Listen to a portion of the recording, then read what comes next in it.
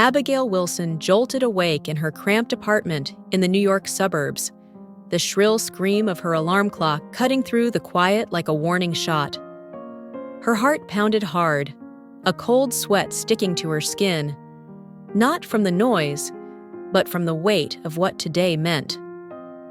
She rubbed her eyes, trying to shake off the dread that had kept her up all night, and dragged herself out of bed. The Metro North train to Grand Central waited, her usual grind a thin cover for the storm brewing inside her. She threw together a quick breakfast, toast and a Dunkin' black coffee, each sip bitter as her mind raced with the plan she'd been piecing together for months. This wasn't just another day. It was the day she'd finally call out her family. To them, Abigail's life as a clerk at some insurance joint was a total snooze fest, a dead-end gig with a paycheck that barely covered rent. They saw her as a washout, a black mark on the Wilson name, their snide comments about her failure echoing in her head. But beneath that dull surface burned a secret that could blow their world apart. Abigail ran a killer YouTube channel called Healing Hearts, a lifeline where she'd built a huge community for survivors of emotional abuse. Her videos had racked up millions of views, her words hitting home for tons of people who'd been through the same hell. Yet every night, alone in her dimly lit place, the weight of hiding that success crushed her. She wanted to scream the truth at the family that had torn her down, but not yet. Not until the right moment. Her family had no clue about any of this.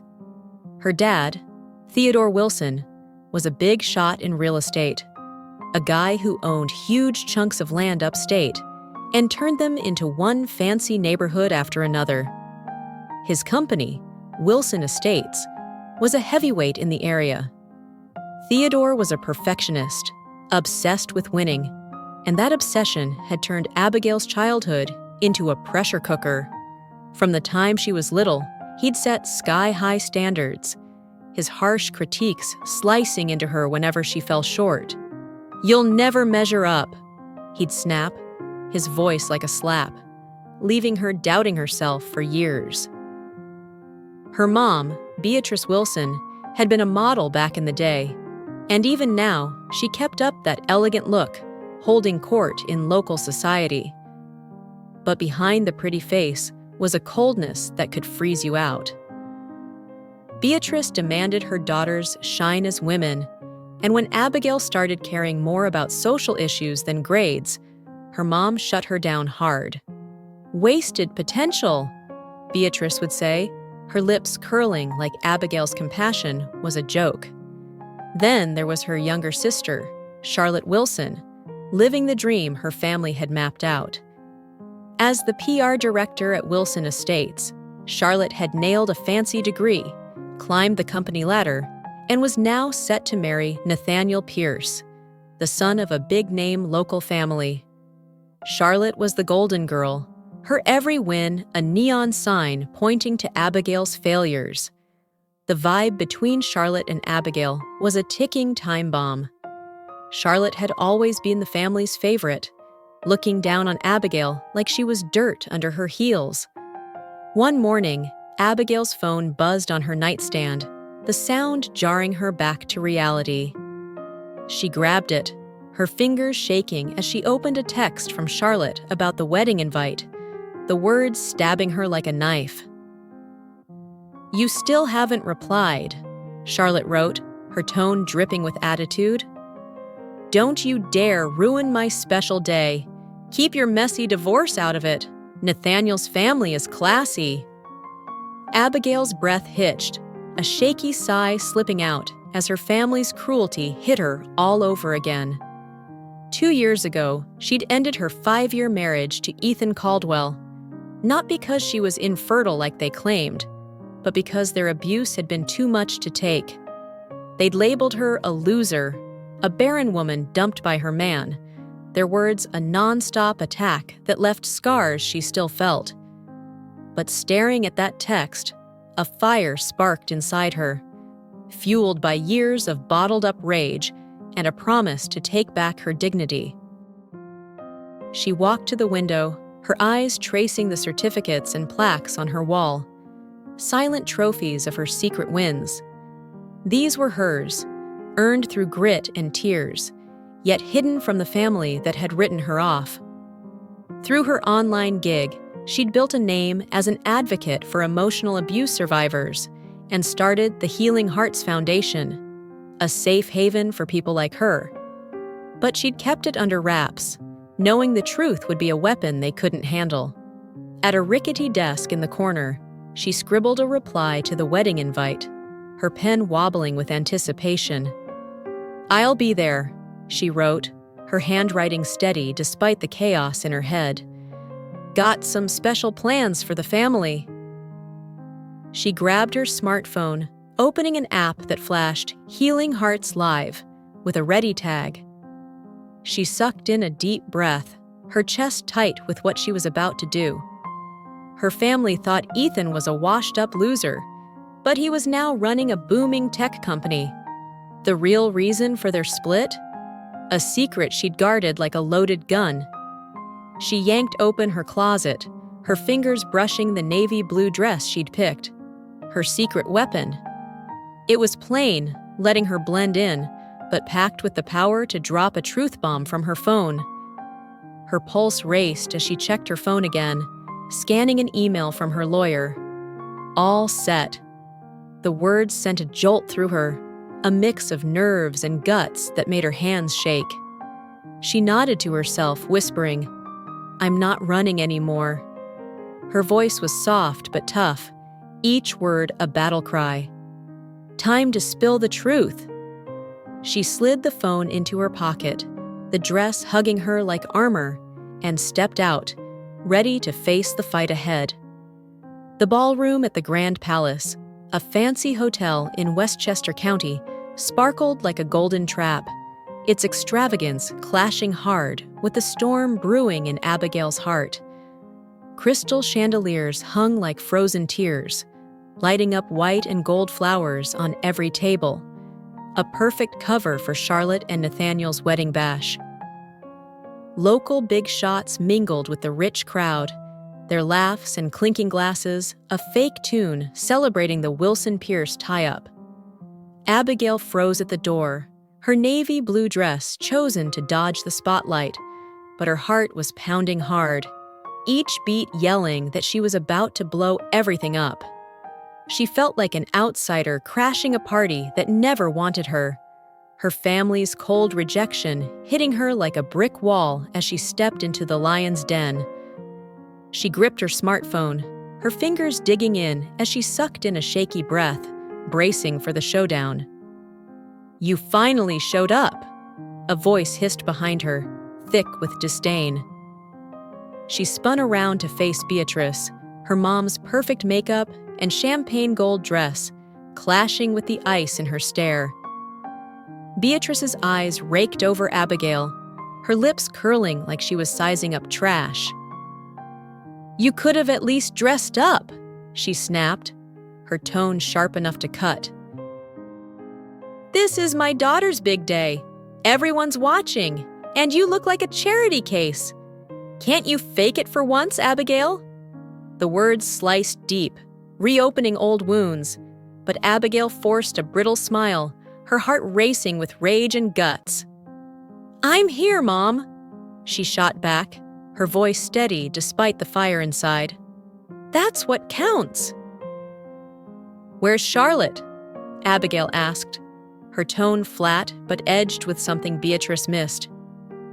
"Up front at the head table naturally. You're stuck at table 8 with the relatives," Beatrice barked, flipping her hand like she was shooing a fly before melting into the crowd. Abigail headed to her spot, her steps measured, her mind a whirlwind of strategy. At table 8 sat distant cousins and Wilson estates workers, their polite nods hiding the judgment they carried. She gave a quick nod back and sipped some water, the coolness doing squat to tame the blaze in her chest. Oliver Reed, the MC, kicked off the night, his voice booming with a fake cheer that felt off. Charlotte and Nathaniel hit the dance floor, swaying to an Ed Sheeran track, her beaded white dress flashing with every move. His eyes locked on her like she was his world. Abigail watched quietly, her phone buzzing in her hand like a live wire. A text popped up. "Ready." The dance wrapped, food hit the tables, champagne flowed, and it was time for speeches, the room buzzing with hype.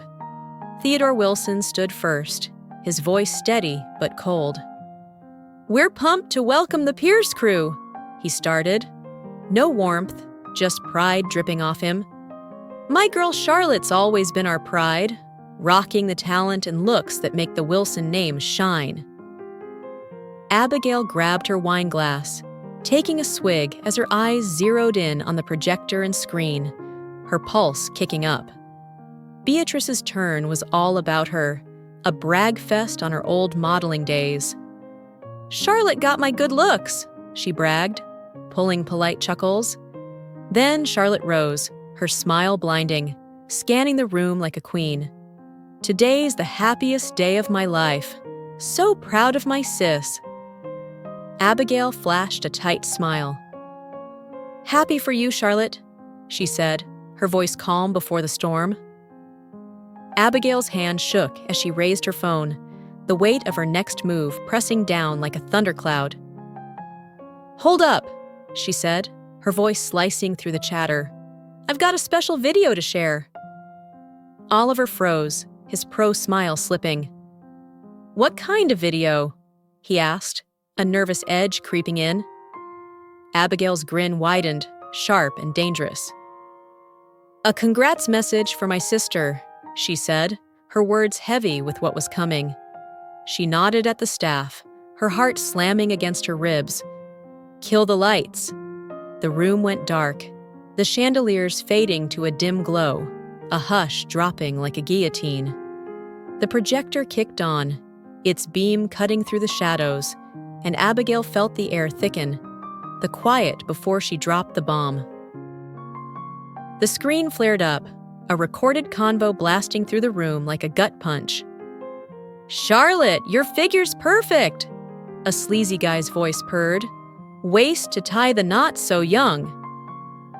"Yeah, but Nathaniel's family's loaded," Charlotte shot back, her tone slick. "Post-wedding, you can still mess around," he said. "Oh, totally," Charlotte giggled, her laugh cutting like glass. "Mom said marry Nathaniel, then find my real guy." Beatrice's voice chimed in, cold as ice. "That's how you juggle love and cash."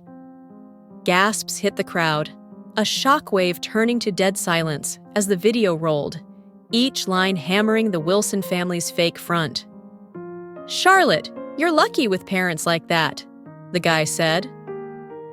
"Damn right," Charlotte bragged. "I'm their only kid." "What about Abigail?" he asked. "She's just adopted," Charlotte spat. "Not a real Wilson." The clip cut off, dropping the room into a suffocating quiet, every eye glued to the screen, then snapping to Charlotte. Her face went white, her perfect smile locked in a freaked-out grimace. Beatrice clutched her glass so hard it shook, her eyes wide with panic. Theodore's jaw tightened, veins popping on his temples as his perfect world started to crack. Nathaniel shifted, his face darkening, staring at Charlotte like she was a stranger. Abigail stepped to the center, her heart about to burst, but her voice rang out strong. "Sorry to crash your happy little party," she said, her tone dripping with sarcasm, each word a jab at their lies. She turned to Charlotte, her sister's pale face a map of guilt. "Since you were a kid, you've taken everything. My spot, my stuff, my pride. You've trashed me behind my back, and I let it slide 'cause you're younger, hoping you'd grow up. But smearing Ethan? That's where I draw the line." Her voice spiked, shaking with years of pent-up rage. She spun to Beatrice, her mom's icy mask cracking under her glare. "Mom, you've always picked Charlotte, drowning her in love while I got zilch. But helping her screw over Nathaniel? That's a line you shouldn't have crossed. She locked eyes with Theodore, his big shot vibe shrinking under the truth. And you, Dad, you've ignored me my whole life, treated me like an outsider. I'm not a Wilson, not your kid. Her voice cracked, raw with hurt, but she pushed on, her words booming. Then let's show him what being a Wilson really means. Theodore jumped up, his face twisted with fury. How dare you? He roared, his voice shaking the room. You ungrateful little brat! Abigail cut him off, her voice a match for his fire. No, Dad. I'm done staying quiet. I'm done letting you walk all over me. Let's see the truth. She waved, and the screen flared with another clip, a Christmas mess frozen in time. Charlotte, your body's messed up, just like her life. Charlotte sneered, her tone vicious. Beatrice's cold laugh hit like a slap. Ethan was smart to ditch her. Guys want kids. Abigail can't do squat.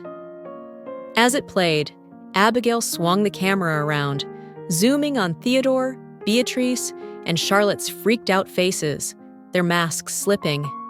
Nathaniel slid his chair back, his confusion turning to disgust as he edged away from Charlotte. This was taped at a family Christmas, Abigail said, her voice steady despite the tears threatening.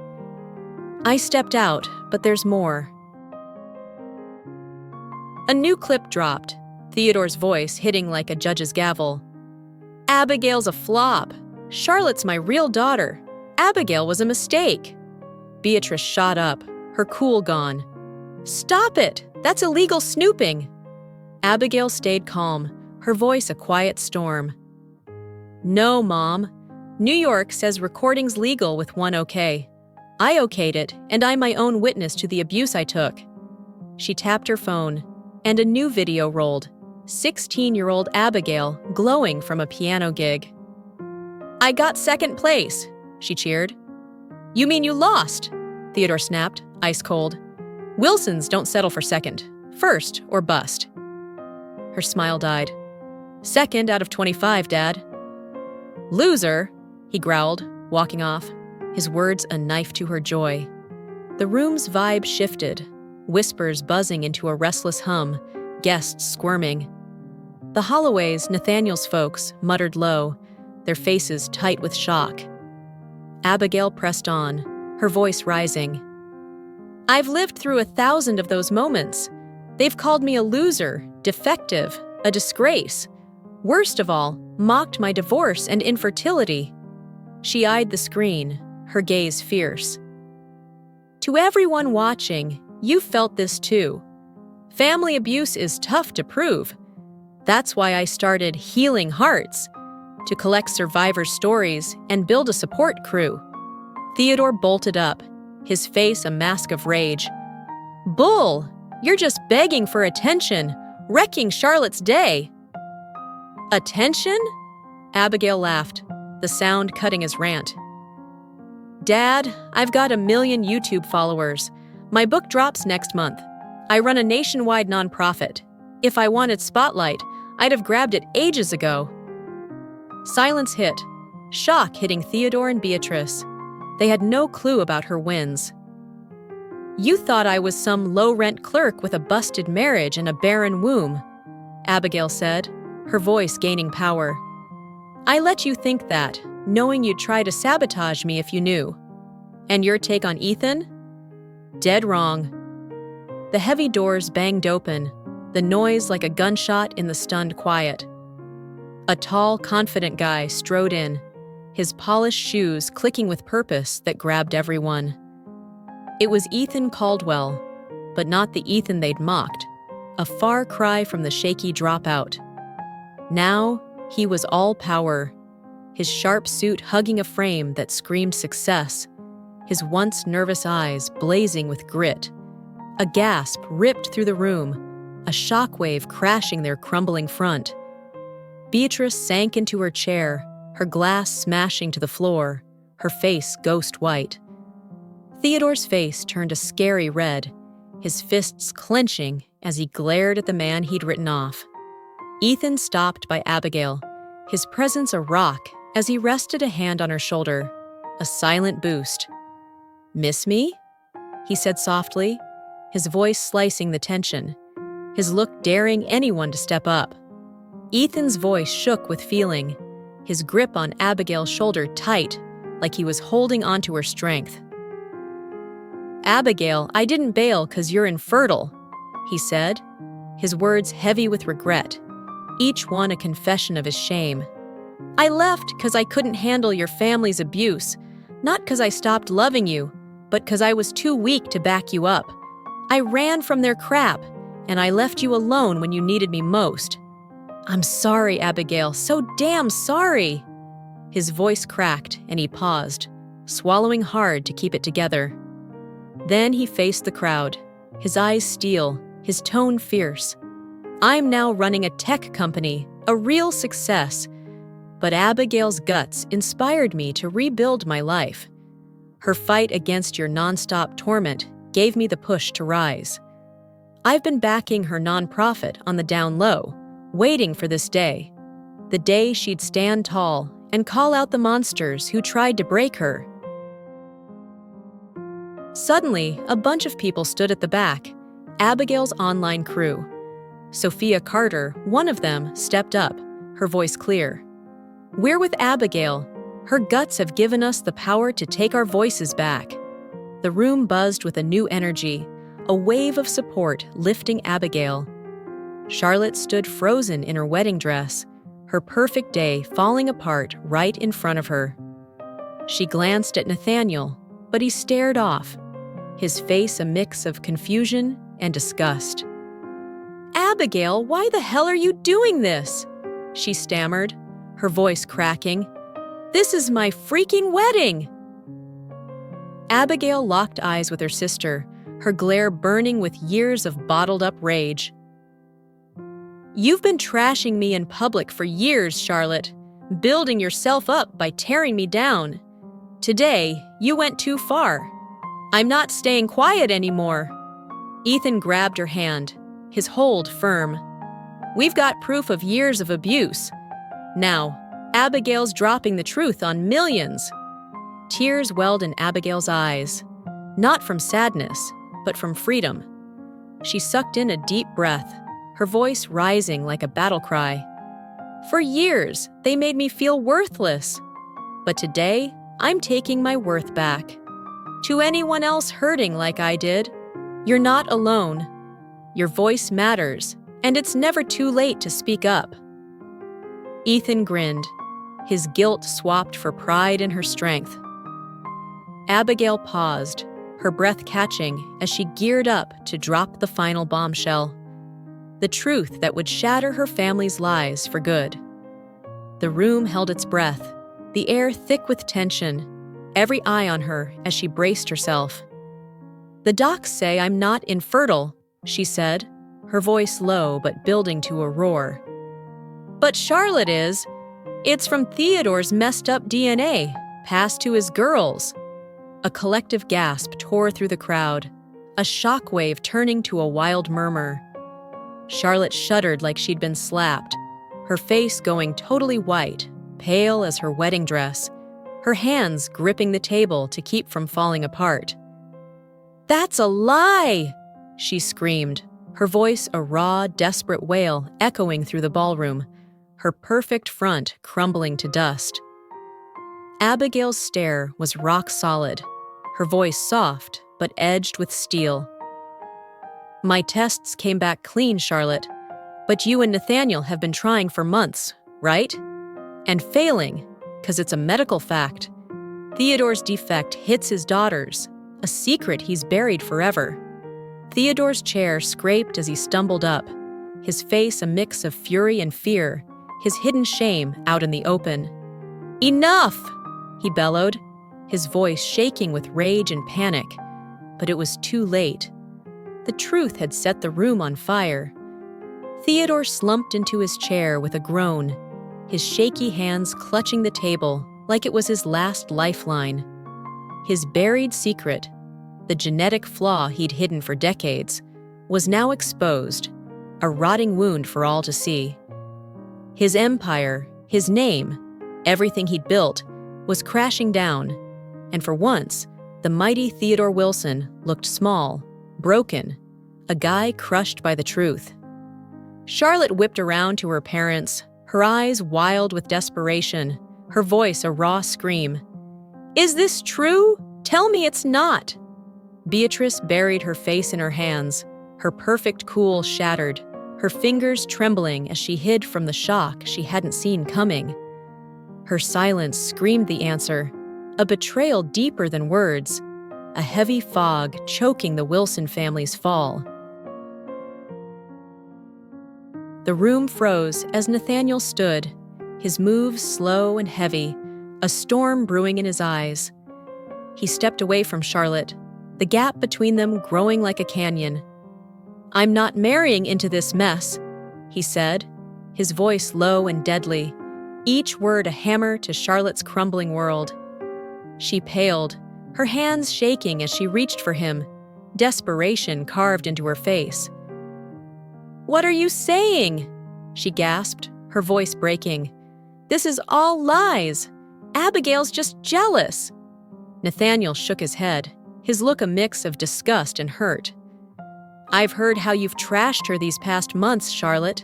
The venom in your words, how you've kicked her down to lift yourself up. I thought it was just sibling stuff, but today shows who you really are.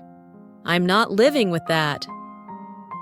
His voice spiked, raw with feeling, as he faced the crowd, his call final. "This wedding's done." Charlotte's sob rang out, a broken sound shattering her perfect front, tears streaming as her future slipped away. Theodore and Beatrice sat speechless, their shiny image trashed by the truth. The room went quiet, but online, a wildfire raged. Abigail's move had lit up millions. As chaos hit, Theodore jumped up, his face red, veins popping. "This is nuts!" he yelled. "Abigail, you're always begging for attention, playing the victim. This is overblown. No one hurt you." Abigail stared him down. "Really? Then what's this?" She tapped her phone, blasting a new clip. 13-year-old Abigail's voice, then Theodore's harsh bark. "You're just stupid. Why can't you be like Charlotte? She's only 11 and already smarter. You're a disgrace, Abigail. A disgrace to the Wilsons." The recording stopped, leaving Theodore mute. Beatrice stood, flustered. "This is twisted. Theodore was tough for her own good. We loved her, just pushing her to toughen up." Abigail shook her head. "Love? When did you last hug me? When did you ever cheer my wins?" She pointed at the screen. "Check it. My channel helps millions. I've written books, given talks, built a nonprofit. You never said you were proud, 'cause you didn't know." The room tensed, guests whispering, some heading out. The Holloways looked horrified. Nathaniel's dad stood up. "What kind of freak show is this? Is this the family we tied up with?" Theodore waved him off. "No thanks, I'm out of your family drama." Abigail kept her cool. "This ain't a freak show, it's the truth. I've got legal moves ready, a lawsuit for emotional abuse." She flashed an email on her phone. 2 years of proof. My lawyers say it's solid. A damages suit's locked and loaded." Theodore's face drained, knowing the business hit coming. "Abigail, we're family," he pleaded, softening up. Abigail smirked. "Now you care about family?" She kept the live stream going, eyeing Ethan. "We know real family, people who respect and lift each other, not just blood." The truth had set her free. A year later, Barnes & Noble in NYC buzzed with electric vibes, a flood of faces spilling past the doors for Abigail Wilson's signing of Silent No More. The line snaked through the aisles and out to the street, thousands itching to meet the woman who'd become a national voice for abuse survivors. The air crackled with hype, their cheers a roar of respect as they gripped her book. each copy-proof of her win. Abigail sat at the table, her heart swelling with pride she'd never dreamed of. Her rise from a crushed daughter to a megaphone for millions etched in every page. She'd done it, turned her pain into power, and the world was all ears. Next to her was Ethan Caldwell, their bond a deep friendship, no remarriage needed. Together, they ran Healing Hearts, mixing their skills to grow it big. "Ready for the next tour?" Ethan asked. Abigail grinned. "Yeah, kicking off in California, hitting 12 cities." After the event, in her Midtown office with a killer Central Park view, Abigail reflected on the past year. For the Wilsons, that wedding was the start of the end. Wilson Estates' rep tanked, forcing cutbacks after Theodore's abuse went viral, losing partners left and right. He turned into a hermit, a ghost of his old self. Beatrice ditched society, her old pals dodging her, invites drying up, her polished image trashed. Charlotte, her engagement toast, left the company, moving somewhere else. Abigail caught rumors, but no calls. A knock broke her thoughts. Her assistant, Lila Monroe, popped in. "Abigail, someone's here." The door swung open, and there was Charlotte, rocking jeans and a sweater, her face bare, exhaustion under her eyes. "Can I come in?" she asked, hesitant. Abigail Throne waved to a chair. "Sure." Charlotte sat, hands clasped tight. "I read your book. It was amazing." Abigail waited. Charlotte," she stammered, her voice breaking as she sucked in a shaky breath, her hands twisting in her lap. "I'm here to say sorry for everything I did to you." Tears spilled down her cheeks, her words raw with guilt. "I'm in counseling now, and I get it. Dad's abuse hit me too. I hurt you to shield myself, to dodge being his target. It was cowardly, awful, unforgivable." Her voice quivered, fragile as glass, and Abigail saw not the cruel sister who tormented her, but a wrecked woman facing her demons. A tornado of feelings swirled in Abigail, years of pain and anger clashing with buried love she couldn't kill. She wanted to yell, to demand more than sorry for scars still fresh, but a flicker of hope peeked through. "Healing takes time, Charlotte," she said, her voice steady but heavy. "But it's possible, if you're serious about facing yourself." "Really?" Charlotte's eyes lit up. "I don't know if we can rebuild trust," Abigail admitted, "but it's worth a shot if you're owning up." They talked about a shaky new start, not a full fix, just a baby step. Weeks later, another Silent No More signing drew a long line. Abigail signed books, chatting with fans.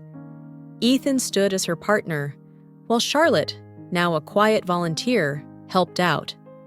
Abigail marveled at her wild ride, from flop to hope for millions. She smiled at the next reader, cracked open a book, and scribbled her go-to line. "Your voice has power. Don't be silent anymore." Abigail Wilson,